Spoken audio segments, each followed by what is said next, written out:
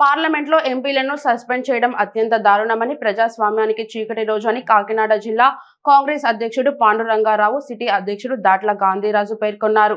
కాకినాడ జిల్లా కాంగ్రెస్ పార్టీ కార్యాలయం నుంచి పంతం పద్మనాభం విగ్రహం వరకు ర్యాలీ నిర్వహించారు.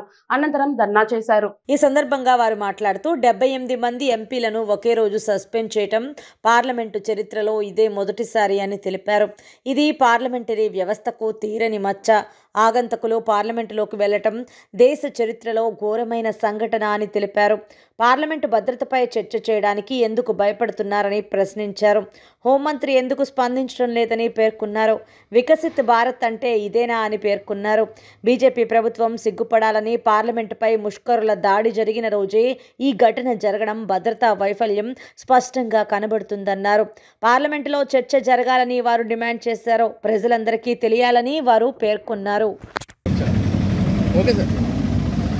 ఈనాడు ఈ యొక్క దేశంలో అతి పెద్ద ప్రజాస్వామ్య దేశమైనటువంటి ఈ యొక్క భారత్లో పార్లమెంటు భవనంలో రక్షణ లేదంటే దేశ భద్రత విషయంలో కానీ, అటు పాకిస్తాన్ కానీ, ఇటు చైనా కానీ ఎంత భద్రత ఉందో అని 141 మంది ఇండియా కూటమిలో ఉన్నటువంటి పార్లమెంటు సభ్యుల్ని వారిని సస్పెండ్ ఆర్డర్ అడిగిన దానికి సస్పెండ్ ఆర్డర్ చేశారు.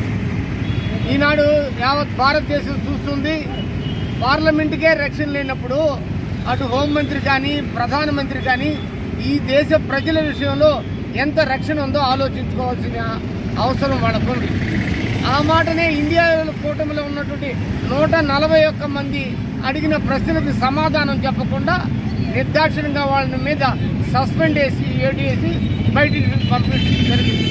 అందులో భాగంగా యావత్ భారతదేశంలో ఉన్నటువంటి గ్రామాల నుంచి మండలాల నుంచి జిల్లాల వరకు కూడా ఈ యొక్క సస్పెండ్ రేట్ని తక్షణమే ఎత్తేయాలి. ప్రజాస్వామ్యబద్ధంగా ఎన్నికైనటువంటి పార్లమెంటు సభ్యులపై దౌర్జన్యకాండంగా విధించినటువంటి అడిగిన దానికి సమాధానం చెప్పకుండా వాళ్ళ మీద కక్ష సాధింపు చర్యగా ఈ విధంగా సస్పెండ్ చేయడం తప్పని ఖండిస్తున్నాం.